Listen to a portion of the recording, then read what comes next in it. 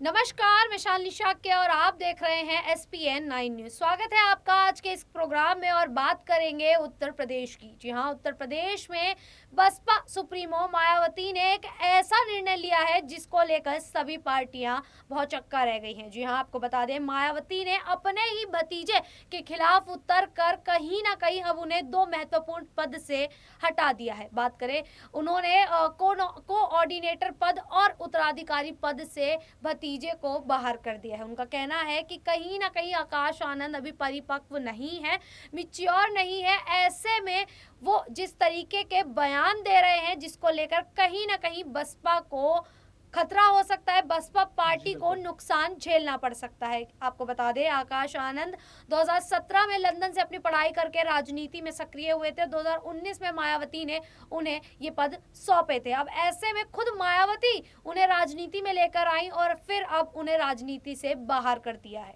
अब ये सवाल खड़े हो जाते हैं कि मायावती ने आखिरकार अपने ही भतीजे के साथ ऐसा क्यों किया, उनके ही साथ बगावत क्यों छेड़ दी। इन्हीं तमाम सवालों पर आज चर्चा करेंगे। मेरे साथ मेरे सहयोगी अक्षय मौजूद हैं और इनसे जानेंगे कि अक्षय, क्या लगता है कि मायावती ने अपने ही भतीजे के खिलाफ उतर कर ये निर्णय आखिरकार क्यों लिया, क्यों उन्होंने अपने भतीजे को इन दो महत्वपूर्ण पद से हटा दिया है?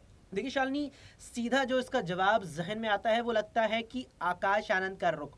एक घटना का मैं आपको जिक्र करना चाहूंगा, घटना ना हो एक छोटा सा वाक्य होगा। एक पत्रकार से बातचीत करते हुए अपनी एक जनसभा के बाद आकाश आनंद से जब पत्रकार ने सवाल किया कि चंद्रशेखर आजाद रावण नगीना से आजाद समाज पार्टी के अध्यक्ष और प्रत्याशी, उन पर आपका क्या मानना है।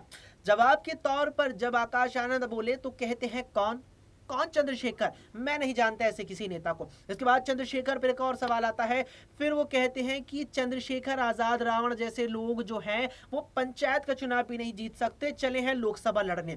इसके अलावा उत्तर प्रदेश की योगी सरकार की तुलना आतंकवादी तालिबानी शासन से कर दी थी आकाश आनंद ने। साथ ही ये बात भी बीजेपी नेताओं को लेकर कह डाली थी, भरे मन से जनता के सामने अपील की थी एक प्रकार से आकाश आनंद ने कि बीजेपी वाले आतंकवादी हैं, घर में वोट मांगने आए तो डंडे और लाठियों से इन्हें मारो। यानी कुल मिलाकर के जो बयान आकाश आनंद ने हाल फिलहाल में दिए वो सबसे बड़ा कारण बनी है मंगलवार रात जो मायावती ने फैसला लिया उसके पीछे के। फैसला जो मायावती ने लिया उसमें सीधे तौर पर उन्होंने आकाश आनंद को अपरिपक्व कह करके पार्टी के कोऑर्डिनेटर, राष्ट्रीय कोऑर्डिनेटर और अपने उत्तराधिकारी के तौर पर जो उन्हें जिम्मेदारी सौंपी थी, उन दोनों पदों से एक प्रकार से मुक्त कर दिया है। और ये बात कही है कि जब तक वो राजनीतिक रूप से परिपक्व नहीं हो जाते तब तक उन्हें इन जिम्मेदारियों से मुक्त ही रखा जाएगा। अब यहाँ पर यह सवाल बनता है कि आखिर आकाश आनंद को लेकर जो फैसला लिया है इससे क्या कुछ फर्क पड़ेगा। तो देखिए, तमाम दर्शकों को बताते चले कि जो फैसला आकाश आनंद को लेकर मायावती ने अहम मौके पर लिया है वो कहीं ना कहीं अब बचाव वाला माना जा रहा है, क्योंकि जो बयान आकाश आनंद दे रहे थे उससे वो अपने लिए ही मुसीबत खड़ी कर रहे थे, बयानी नेता बनते जा रहे थे। आप देखिए, यहाँ पर नेता अपने काम, अपने रवैये को लेकर जाने जाते हैं, लेकिन आकाश आनंद महज अपने बयान को लेकर जाने जाते हैं। और यहाँ जब चंद्रशेखर आजाद रावण पर बोले थे वो कि कौन है आजाद रावण, मैं नहीं जानता ऐसे छोटे लोगों को, तो उस पर प्रतिक्रिया लोगों की आई थी जिस पर उन्होंने कहा था कि आकाश आनंद कौन है, अगर कुछ पहचान है उनकी तो केवल पूर्व मुख्यमंत्री उत्तर प्रदेश की मायावती के चलते हैं, मायावती के बिना आकाश आनंद कुछ नहीं है। तो बेहद ही जो बयान था, वाकई में जो तमाम बयान आकाश आनंद ने दिए हैं वो अपरिपक्वता दर्शाते हैं और इस बात की ओर भी इशारा करते हैं कि उन्हें राजनीति में अभी और भी ज्यादा तैयार होने की जरूरत है। और जो फैसला मायावती ने लिया है वो कहीं ना कहीं खुद को और उन्हें बचाने के लिए लिया है। आप देखिए, आकाश आनंद ने एक चीज जरूर बेहतर की, जिस प्रकार से चुनावी रैली जनसभाएं उन्होंने की यहाँ पर, उसके बाद से वो और भी ज्यादा सक्रिय बसपा को करने में कामयाब रहे। उत्तर प्रदेश में तमाम लोकसभा सीटों पर की, लेकिन अब जाकर के उसका नकारात्मक प्रभाव भी पड़ सकता है। ये बिल्कुल आपने सही बात कही अक्षय, कि जिस प्रकार से मायावती ने आकाश आनंद को मैदान में उतारा था, तो कहीं ना कहीं आकाश आनंद राजनीति में सक्रिय रहे और उनने जो युवा पीढ़ी है उसको कहीं ना कहीं अपनी ओर आकर्षित करने का प्रयास किया और बसपा के समर्थन में लेकर आए।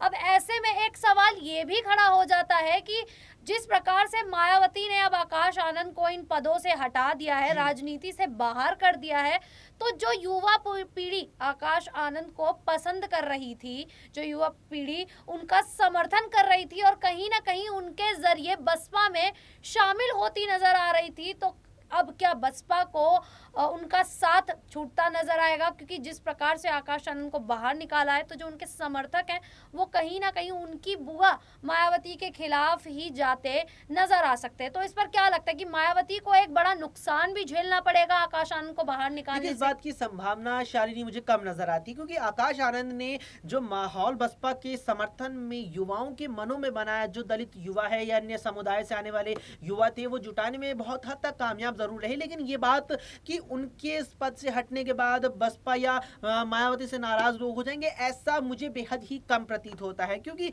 आकाश आनंद ने जो बयान दिए थे, उन बयानों की गंभीरता भी अगर यहाँ पर उत्तर प्रदेश की या आकाश आनंद को पसंद करने वाले युवा समझेंगे, तो वो कहीं ना कहीं मायावती के द्वारा लिए गए इस फैसले को भी समझेंगे। क्योंकि आकाश आनंद को अब अपने बयानों पर खुद पर काम करने की बेहद जरूरत है। क्योंकि ये जो फैसला उन्होंने लिया है, यानी मायावती उनकी बुआ ने जो आकाश आनंद को एक प्रकार से राजनीति से आप कहेंगे पीछे ही हटा दिया है, सक्रिय राजनीति से हटाने का जो फैसला लिया है, वो अब आकाश आनंद के राजनीतिक भविष्य का आधार बनेगा। यहाँ पर आकाश आनंद ने जिस प्रकार से बयान दिए हैं अभी तक राजनीति में, वो कहीं ना कहीं उनकी मुश्किलें खड़ी करते नजर आ रहे थे। क्योंकि आकाश आनंद ने बीजेपी सरकार, केंद्र सरकार पर हमला बोला और उन्होंने कहीं ना कहीं ऐसा बयान दे दिया जो उनके खिलाफ था।